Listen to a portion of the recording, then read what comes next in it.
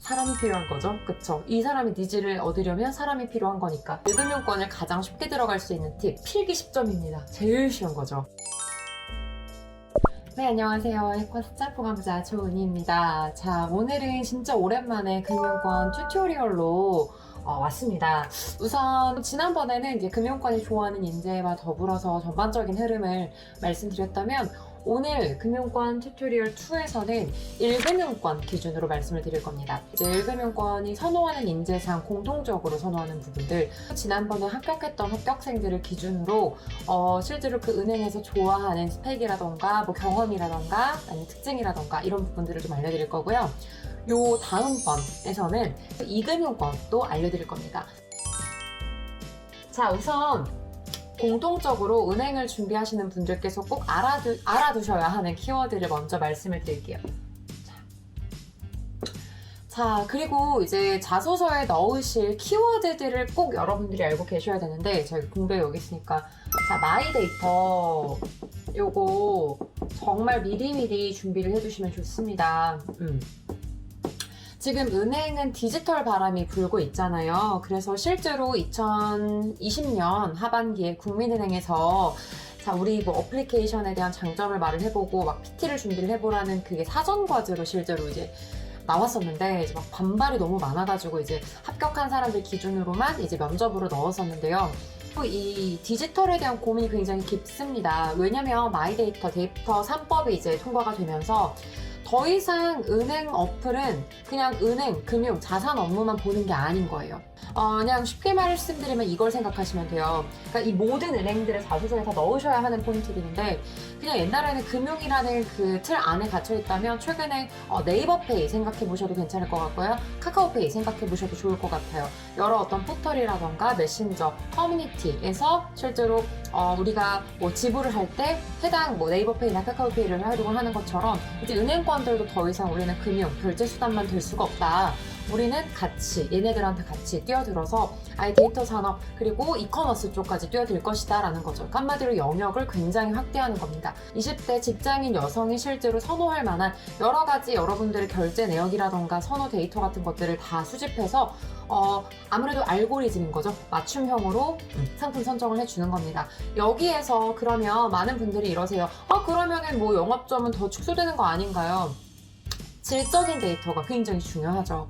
그래서 특히 이제 행원을 꿈꾸시는 분들은 영업점 내에서 고객들의 정말 질적인 데이터를 뽑아내는 포인트로 여러분들께서 자소서를 일단은 먼저 작성을 해주셔도 괜찮겠죠.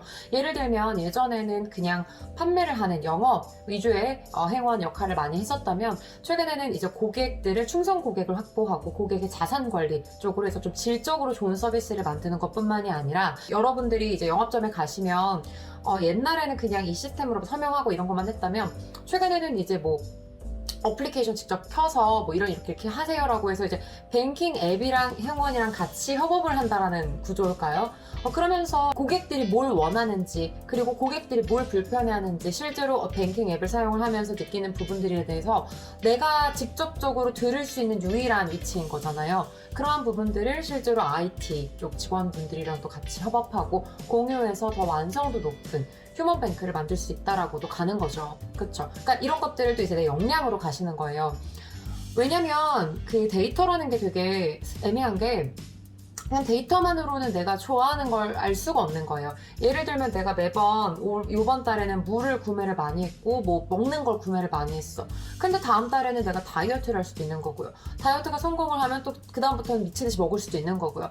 내 소비 습관이나 구매 형태는 내 그때 취향이라던가 시기에 따라 달라지기 때문에 아무래도 이런 질적인 좋은 데이터를 얻기 위해서는 직접적인 서비스만한 게 없는 거죠. 그래서 인공지능으로 얻을 수 있는 그런 데이터뿐만 아니라 내가 영업점에서 고객들을 더 응대하면서 얻을 수 있는 데이터들을 내가 많이 기여하겠다 정도로 가시면 되겠고요. 특히 이제 IT 직렬 같은 분들 경우에는 행원들이 내부 고객이죠. 그리고 IT 특성상 그냥 개발만 하고 보안만 책임지고 이런 게 아니라 진짜 고객들이 어떤 걸 원하는지 고객의 니즈를 파악해서 기획하는 부분들까지 같이 해줄 수 있는 게 IT입니다. 그래서 IT 직군 뽑을 때도 면접 때 서비스 역량을 되게 많이 보죠.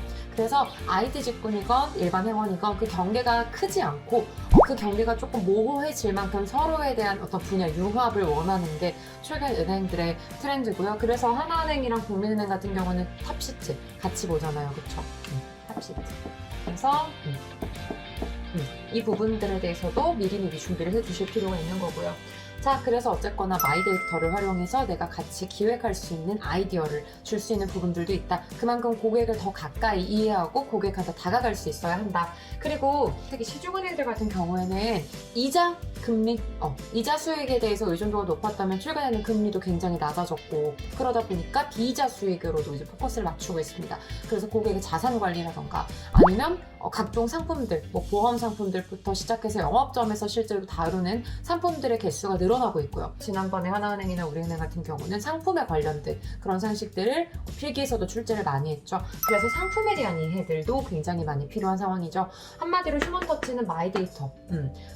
사람이 필요한 거죠. 그쵸? 이 사람의 니즈를 얻으려면 사람이 필요한 거니까. 그리고 자산 관리에 대한 부분들 때문에 전문성을 갖추는 것. 따라서 이제 어느 정도 금융권 자격증 같은 것들도 선호하는, 그리고 전공 부분들도 상경 계열을 좀 선호하는 부분이 없지 않아 있는 거죠. 자, 그리고 기업 금융.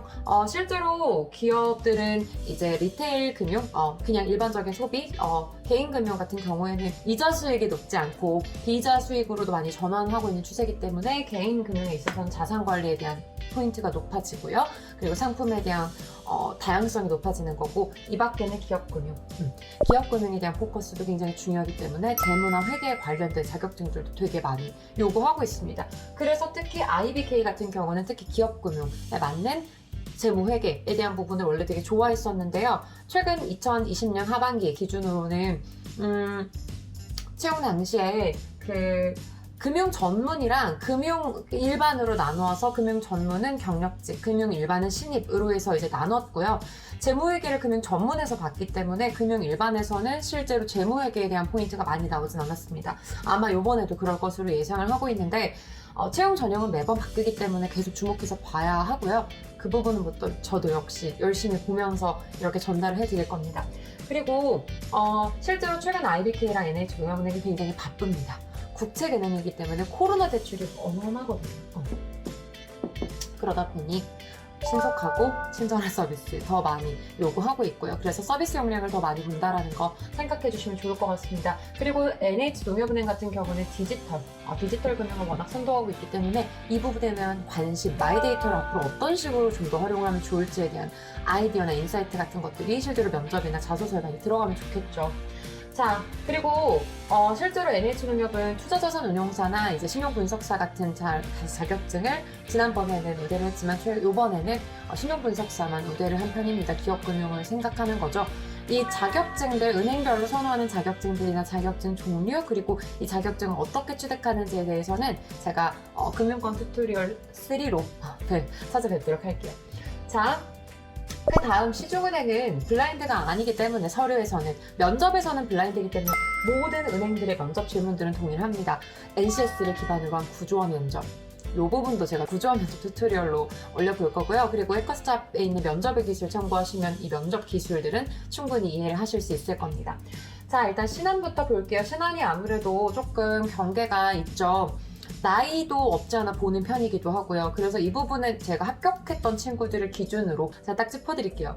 신한은행 같은 경우는 어느 정도 자격사항이라던가 나이라던가 이런 것들을 좀 보는 편이기는 하나 그렇게 러프하지 않습니다. 그래서 이제 여성분들 같은 경우는 나이대를 볼 때 이제 한 28 정도까지는 꽤 많이 봤고요. 이 위의 나이가 불가능하다는 건 아닙니다. 대부분의 나이대를 말씀드리는 거예요. 그리고 남학생들 같은 경우는 아무래도 이제 군대 때문에 30 정도까지는 제가 볼 수 있었던 것 같습니다. 그리고 어학이랑 전공 자격 모두 보는데 실제로 2020년 하반기에는 자격을 많이 보지는 않았고요. 어학이나 전공 부분들을 많이 봤었습니다. 그리고 경력이 있는 경우도 좋아했지만 그 부분보다는 어학이나 전공을 좀 더 유의미하게 봤고요. 그리고 학점도 정말 많이 받습니다. 다만 이런 예외 케이스는 있어요. 이전에 면접을 봤던 분들 중에서는 실제로 학점이 좀 낮거나 전공이 아니거나 라고 하더라도 합격한 사례들이 있습니다. 서류에서. 그러니까 이전 지원에 대해서도 어느 정도 반영이 될 수 있다라고도 볼 수 있는 거죠. 어쨌거나 신한은행은 어학이나 학점이나 전공 같은 부분들을 많이 봤다는 거. 그리고 채용 홈페이지에서 이제 나와 있는 우대사항 같은 거는 거의 필수사항으로 보시는 게 좋습니다. 그래서 지난번에 신한우리가 좀 비슷했는데 전공이나 어학 같은 부분에 우대사항을 줬었어요. 어학 우수자, 전공자, 그리고 우리은행은 자격자까지 우대사항을 줬었는데 실제로 그 부분들이 통했었던 거죠. 특히 우리은행 같은 경우는 전공이 완전 절대적인 기준은 아니었고요. 전공이 상경계열이 아니라고 하더라도 금융권 자격이 있었으면 뽑혔습니다. 그래서 외환 전문역이나 AFPK나 아니면 신용분석사, 투혼사 같은 것들 어느 정도 되는 자격증들은 다 반영을 했기 때문에 참고를 해주시면 좋을 것 같고요. 경험사항이 있는 친구들도 굉장히 많았다는 거 기억해두시면 되겠습니다. 어학을 특히 이제 제2외국어를 가지고 계시는 분들은 우리은행이나 하나은행에서 특히 우대를 하고 있기 때문에 이 점에 포커스를 맞추시면 되는데 하나은행 같은 경우는 아예 전공이랑 다 자격 기준이 명확하게 세팅이 되어 있었어요. 그래서 러시아, 프랑스, 일본, 중국 요거 아니면 이제 공학만 지원이 가능하게끔 되어 있었죠. 하나은행 같은 경우는 채용 공고를 잘 보셔야 되고 매년 조금 다르다는 것. 하지만 국민은행이랑 하나은행의 가장 큰 공통점은 디지털 탑시트를 본다는 거죠. 그만큼 디지털 역량을 많이 보고 있는 건데 아무래도 신한은행이나 우리은행 같은 경우는 디지털에 대해서 꾸준히 투자를 조금 했던 반면에 하나랑 국민이 조금 후발주자라고도 볼 수 있겠죠. 물론 조금 종이 한 장 차이지만 그래서 실제로 디지털 관련해서 지금 박차를 가하고 있는 중이나 폰이 신입을 뽑을 때 이런 부분들도 같이 반영을 했던 것 같습니다. 국민은행이 특히 전공이나 나이나 자격 조건들을 많이 보지 않았는데 그 이유는 AI 역량 평가랑 서류랑 같이 비교 대조해가면서 뽑았기 때문이에요. 그래서 이제 학력이라던가 이런 부분들을 제일 안 봤었거든요. 그 이유는 이 사람이 뭐 공부를 잘하건 스펙이 좋건 그게 중요한 게 아니라 우리 은행에서 추구하는, 우리 은행에 적합한 사람인지를 더 기준으로 뽑았던 거죠. 그래서 자소서의 키워드나 인성검사의 키워드들이 우리 국민은행이랑 적합한지 이런 부분들을 많이 봤기 때문에 국민은행 지원을 원하시는 분들은 AI 역량평가나 이런 것들 미리 한번 인성검사 같은 것도 미리 좀 보시면서 맞춰보시면 되게 좋을 것 같고요. 디지털 쪽 금융, 디지털 금융에 대한 인사이트를 많이 제시를 해주셔도 자소서에서 굉장히 유리하겠죠. 그리고 제가 이제 팁을 드리면 1금융권을 가장 쉽게 들어갈 수 있는 팁. 일단 IBK는 청년 인턴, 아마 5, 6월 달에 청년 인턴이 채용이 뜰 텐데 그때 이제 들어가셔서 우수 인턴이 되면 필기 10점입니다. 제일 쉬운 거죠. 그래서 꼭 추천을 드리고요. 또 이제 하계에 금융권 채용 박람회에서 모의 면접처럼 실제로 지원을 할 수가 있어요. 여기에서 이제 면접 우수자로 뽑히게 되면 서류를 면제해주는 시스템입니다. 그래서 내가 나는 상경계열이 아닌데 신한은행을 가고 싶어 이런 분들은 그러면은 신한은행 지원해서 면접 보시고 잘 뽑히면 이제 되는 거죠. 근데 금융권 채용 박람회에서도 결국 AI를 보기 때문에 AI에 대해서는 좀 친숙해지실 필요가 있다는 거.